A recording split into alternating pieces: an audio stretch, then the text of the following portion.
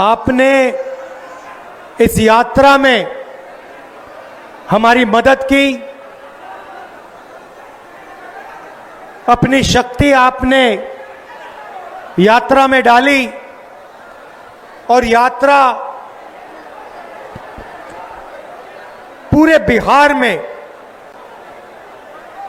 यात्रा ने पूरे बिहार में लोगों के ज़बानों पर, बच्चों के ज़बानों पर एक नारा,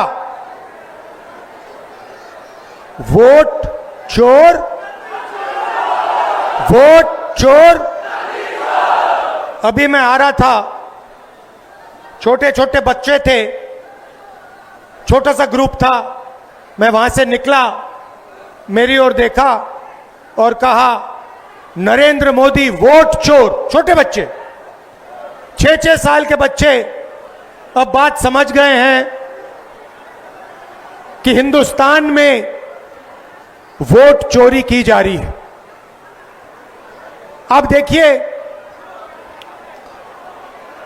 कुछ समय पहले अमित शाह ने कहा कि बीजेपी 40-50 साल अब राज करेगी। याद है आपको? अब राजनीति में कल क्या होगा किसी को नहीं मालूम, मगर अमित शाह को 40 साल की राजनीति मालूम है। कैसे? वोट चोर। इलेक्शन आता है, ओपिनियन पोल आते हैं और उसमें ओपिनियन पोल हमारे जो मीडिया वाले हैं कहते हैं, हरियाणा में कहा कि कांग्रेस पार्टी जीतेगी। नरेंद्र मोदी और अमित शाह कहते हैं बीजेपी जीतेगी और आंकड़े देते हैं 300 पार। 2014 में, 2019 में ओपिनियन पोल कुछ और कह रहे थे। नरेंद्र मोदी जी 2019 के चुनाव के बाद रिजल्ट आने से पहले प्रेस कॉन्फ्रेंस करते हैं, कहते हैं 300 सीटें आएंगी। हिंदुस्तान के सारे पोलस्टर कुछ और कह रहे हैं, ओपिनियन पोल कुछ और कह रहे हैं। नरेंद्र मोदी कहता है 300 सीट आएंगी। कितनी आई? 300 आई। क्यों? वोट चोर। भाइयों और बहनों, सच्चाई है कि ये पहले गुजरात में शुरू हुआ। ये 2014 से पहले गुजरात में शुरू हुआ और 2014 में नेशनल लेवल पे ये लोग इसको लाए। गुजरात मॉडल आर्थिक मॉडल नहीं है, गुजरात मॉडल वोट चोरी करने का मॉडल है। और इस मॉडल को ये 2014 में नेशनल लेवल पे लाए। आप देखिए, मध्य प्रदेश का चुनाव चोरी किया, हरियाणा का किया, महाराष्ट्र का किया। हम कुछ बोलते नहीं थे क्योंकि सबूत नहीं था, मगर महाराष्ट्र में सबूत मिल गया। इन्होंने कुछ ज्यादा कर दिया। लोकसभा में हमारा गठबंधन जीतता है, 4 महीने बाद असेंबली इलेक्शन होता है, हमारे गठबंधन जमीन पे दिखता ही नहीं है, खत्म। फर्क क्या था? फर्क था कि लोकसभा में जितने वोट हमें मिले उतने ही हमें विधानसभा में मिले। इलेक्शन कमीशन ने लाखों वोट जोड़े, तकरीबन 1 करोड़ वोट लोकसभा के बाद जोड़े, वो सारे के सारे वोट बीजेपी के खाते में जाते हैं और उन वोटों से बीजेपी चुनाव जीतती है। हमने इलेक्शन कमीशन से पूछा, हमें वोटर लिस्ट दीजिए, कहते नहीं देंगे। हमने कहा वीडियोग्राफी दिखाइए, कहते नहीं देंगे। और उसके बाद कानून बनाते हैं कि 45 दिन में वीडियोग्राफी खत्म कर दो, डिस्ट्रॉय कर दो। तो फिर हमने क्या किया, हमने एक टीम को कर्नाटक में माधेपुरा विधानसभा में हमने उनसे कहा कि देखिए, आप थोड़ी गहराई में जाइए। मैं उन लड़कों का धन्यवाद करना चाहता हूं। 4-6 महीने 16-16 घंटे उन्होंने काम किया। मैं बताता हूं क्या किया। इलेक्शन कमीशन ने हमें पोलिंग के टाइम लिस्ट देते हैं, कागज की लिस्ट, 200 किलो कागज, 8 फुट ऊंची गड्डियां कागज की। हर लिस्ट को, एक चेहरे को लाखों चेहरों से मिलाया, एक चेहरे को लाखों फोटो से मिलाया, एक नाम को लाखों नामों से मिलाया और सच्चाई निकाली। भाइयों और बहनों, माधेपुरा असेंबली में, मैं लोकसभा की बात नहीं कर रहा हूं, एक असेंबली में 1 लाख फर्जी वोटर मिले। कोई 4-5 बार वोट कर रहा है, अलग अलग पोलिंग बूथ पे नाम है। एक घर में 70-80 लोग हैं, एक बेडरूम का घर है, हमने लोग वहां भेजे, वहां पे 4 लोग रहते हैं। हमने पूछा, भैया ये 70 लोग कौन है? ऐसे कोई नहीं है यहां पे। डुप्लीकेट नाम, हजारों डुप्लीकेट नाम, 1 लाख फर्जी वोट। भाई और बहनों, माधेपुरा में 7 असेंबली हैं, 6 में कांग्रेस जीतती है। जहां पे 1 लाख फर्जी वोट थे, वो सारे के सारे बीजेपी को गए। और एक असेंबली में 1 लाख वोट से बीजेपी जीतती है और पूरी लोकसभा को ले जाती है। भाइयों और बहनों, यह सिर्फ कर्नाटक सेंट्रल में नहीं हुआ है, यह हिंदुस्तान में 70-80 सीटों में किया गया था। और मैं आप इसको स्टेज से बता रहा हूं, हमने काम शुरू कर दिया है। माधेपुरा पहला कदम है। हम आपको दिखाएंगे कि असेंबली इलेक्शन चोरी किए जा रहे हैं, हरियाणा चोरी किया गया, महाराष्ट्र चोरी किया गया, लोकसभा चोरी की गई। हम दिखाएंगे आपको सबूत के साथ, जैसे हमने माधेपुरा में दिखाया, सबूत के साथ हम आपको दिखाएंगे।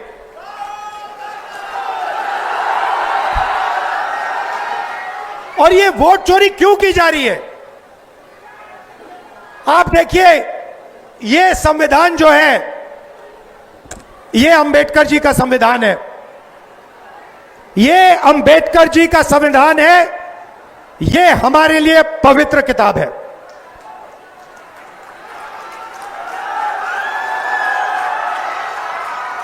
इसको दुनिया की कोई शक्ति नहीं छू सकती है। इसमें लिखा है हिंदुस्तान में एक व्यक्ति को 1 वोट मिलेगा। इसमें कहीं नहीं लिखा कि एक व्यक्ति को 2 वोट मिलने चाहिए, 3 मिलने चाहिए, 5 मिलने चाहिए और दूसरे को वोट मिलना ही नहीं चाहिए। मैं इलेक्शन कमीशन से पूछता हूं, इसमें लिखा है कि एक व्यक्ति को 1 वोट मिलेगा। आपने 65 लाख वोट बिहार में क्यों काटे? आप संविधान पर आक्रमण कर रहे हो। बिहार में हजारों लोग हमसे मिले, हजारों लोग मिले, कहते हैं भैया हमने तो वोट किया, 3-4 बार वोट किया, हमारे पास सारी की सारी आईडी है, हमारा वोट काट दिया। हजारों लोग से मैं मिला हूं यहां पे, जिंदा लोगों को मार दिया। और आप देखिए किसको मार रहे हैं, आप देखिए किसका वोट कट रहा है। मैं आपको बताता हूं, दलितों का वोट कट रहा है, पिछड़ों का वोट कट रहा है, ईबीसी का वोट कट रहा है, अल्पसंख्यकों का वोट कट रहा है। मतलब हिंदुस्तान के गरीब लोगों का वोट कट रहा है। अंबानी का नहीं कट रहा, अदानी का नहीं कट रहा, हिंदुस्तान के गरीब लोगों का वोट कट रहा है, क्योंकि वो नहीं चाहते कि आपकी आवाज सुनाई दे। वो नहीं चाहते कि आप अपनी जमीन की रक्षा कर पाओ। वो नहीं चाहते कि आप पेपर लीक के सामने खड़े हो पाओ। वो नहीं चाहते कि आपके बच्चों को रोजगार मिले, इसलिए इस पर आक्रमण कर रहे हैं। भाइयों और बहनों, इसके बिना हिंदुस्तान के गरीबों के पास कुछ नहीं है।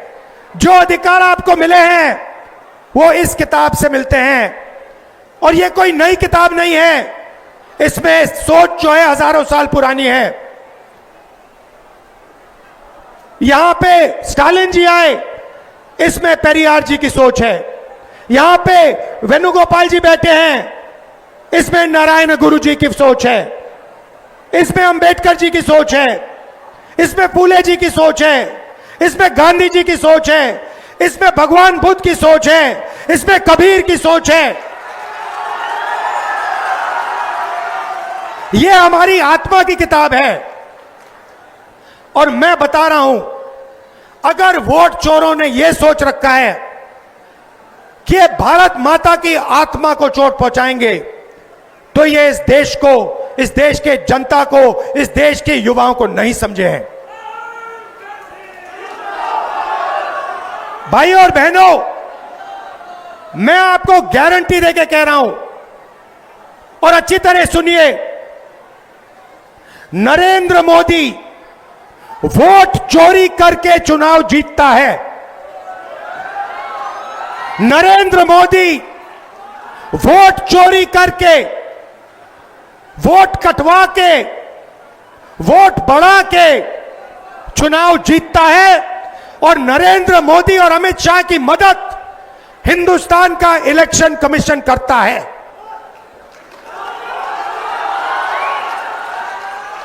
और सुनिए, 2023 में जब हमें बात समझ आनी शुरू हुई, जब हमें सबूत मिलना शुरू हुआ, एक नया कानून आता है। लोकसभा में, राज्यसभा में चुप्पे चुप्पे एक नया कानून आता है, पास हो जाता है, किसी को नहीं पता, दिन में पास किया जाता है। पता है क्या कानून था? कानून था कि कुछ भी हो जाए, इलेक्शन कमिश्नर कुछ भी कर दे, उनके खिलाफ कानूनी कार्रवाई नहीं की जा सकती। अब आप मुझे बताओ, ऐसे कानून की क्या जरूरत? अगर ईमानदारी से इलेक्शन कमिश्नर काम कर रहा है, तो ऐसे कानून की क्या जरूरत? भाइयों और बहनों, किसान को पीटकर जेल में डाल देते हैं, मजदूर को 2 जूते मारकर जेल में डाल देते हैं, युवा पेपर लीक के बारे में धरना देता है, लाठीचार्ज होता है, अंदर कर देते हैं, एफआईआर लग जाते हैं। मगर हिंदुस्तान के इलेक्शन कमिश्नर के खिलाफ कोई एफआईआर नहीं कर सकता है, कोई कानून नहीं एक्शन ले सकता है। क्यों? इसका एक ही कारण है, ये लोग नरेंद्र मोदी की वोट चोरी में मदद कर रहे हैं। और वोट चोरी हिंदुस्तान के ईबीसी, दलित, ओबीसी, अल्पसंख्यक, और गरीब जनरल कास्ट के खिलाफ आक्रमण है। यह आपको खत्म करने का तरीका है। ये यहां नहीं रुकेंगे। आप ये मत सोचो कि भैया वोट ले लिया तो क्या हुआ। इसके बाद राशन कार्ड जाएगा, उसके बाद जमीन जाएगी, और जो आजादी से पहले समय था जहां आपका अपमान किया जाता था, आपको कोई अपॉर्चुनिटी नहीं मिलती थी, आपको शिक्षा नहीं दी जाती थी, आपके माता पिता, उनसे पूछिए आजादी से पहले क्या होता था। जो राजा चाहता था कर लेता था, जो भी मन में आता था वो कर लेता था। जमीन अच्छी लगी जमीन ले लेता था। यह किताब, इस सोच ने हिंदुस्तान को बदला था, और ये एक बार फिर आजादी से पहले के हिंदुस्तान में हमें ले जाना चाहते हैं। भाई और बहनों, दो चीजें मैंने नरेंद्र मोदी के सामने मुंह पे बोल दी हैं, और मैं गारंटी देके आपको कह रहा हूं, ये जो 50% की रिजर्वेशन की दीवार है, इसको कांग्रेस पार्टी लोकसभा में चूरा चूरा तोड़ के फेंक देगी।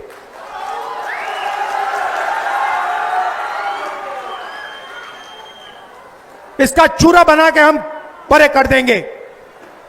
भाई और बहनों, कॉर्पोरेट इंडिया देखिए, मीडिया देखिए। मैं आपसे पूछना चाहता हूं, हिंदुस्तान के बड़े बड़े एंकर्स हैं, टीवी पे आते हैं, आप इन सबको जानते हो। मुझे इनमें से एक ओबीसी, एक ईबीसी, एक दलित नाम बता दो। मुझे एक नाम बताओ। मीडिया में दलित नाम बताओ, ओबीसी नाम बताओ, ईबीसी नाम बताओ, कहां है? आदिवासी नाम बताओ, कहां है? एक भी नहीं है। और ये नैरेटिव बनाते हैं। आप देखना, यहां पे करोड़ों लोग आए हैं यात्रा में, मीडिया कुछ नहीं दिखाता, कुछ नहीं दिखाता।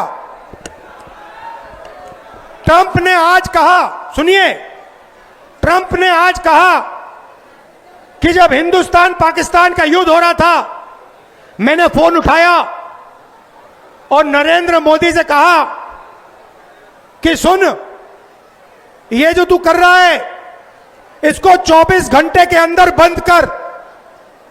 और नरेंद्र मोदी ने 24 घंटे में नहीं, 5 घंटे में सारा का सारा रोक दिया। मीडिया नहीं कहेगी भाइयों बहनों, मीडिया नरेंद्र मोदी की है, मीडिया अंबानी की है, मीडिया अदानी की है, मीडिया हमारी नहीं है, तेजस्वी की नहीं है, स्टालिन जी की नहीं है, आदिवासियों की, दलितों की, पिछड़ों की, ईबीसी की नहीं है।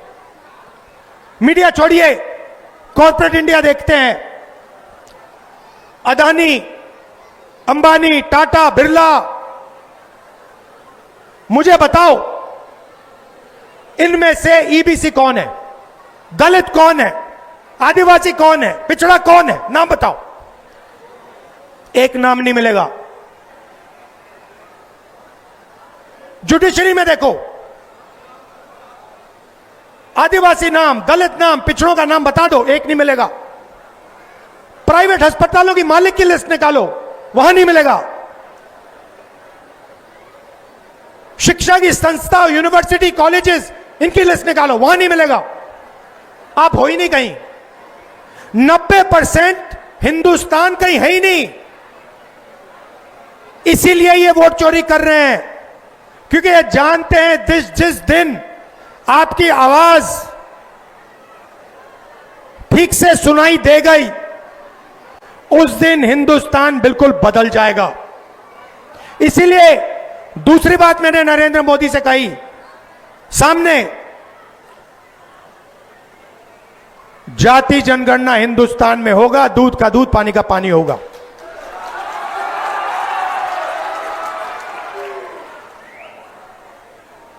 ये जो प्रदेश है, ये क्रांति का प्रदेश है। अंग्रेजों को बिहार ने ही हराया था।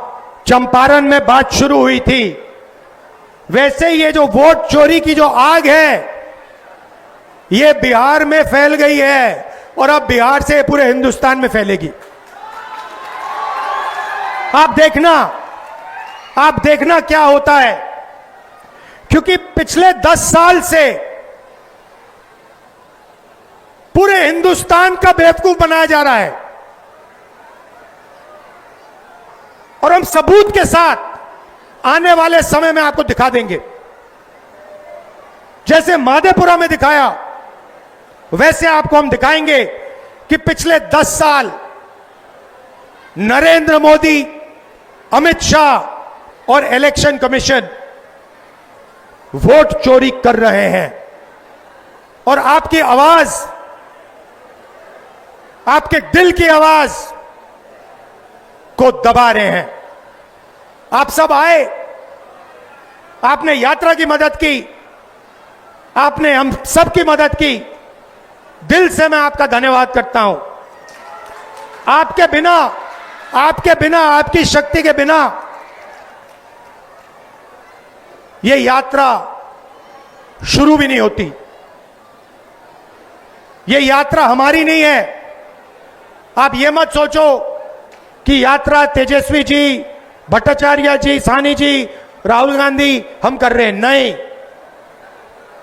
यात्रा आपकी है, आपकी आवाज है यात्रा में। हम आपकी आवाज के साथ खड़े हैं, मगर शक्ति आप में है, ज्ञान आप में है और आप में देश को बदलने की ताकत है।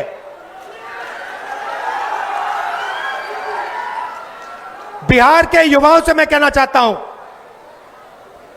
नरेंद्र मोदी जी ने, अमित शाह ने, अंबानी और अदानी ने आपके हाथ से आपका रोजगार छीना है, आपके हाथ से आपका भविष्य छीना है। बिहार को रोजगार की जरूरत है, बिहार को बदलाव की जरूरत है, बिहार को प्रगति की जरूरत है। वोट चोरी रोकना प्रगति और रोजगार के लिए पहला कदम है। आप सबका फिर से धन्यवाद करता हूं। मेरे भाई स्टालिन जी का धन्यवाद करता हूं, इतनी दूर से आए, गर्मी में हमारे साथ चले, दिल से धन्यवाद करता हूं। तेजस्वी जी का, साहनी जी का, भट्टाचार्य जी का, राजेश राम जी का, शकील अहमद जी का, कांग्रेस की टीम का। आपने पूरा दम लगाया और यात्रा को सक्सेसफुल बनाया। धन्यवाद। जय हिंद, जय बिहार।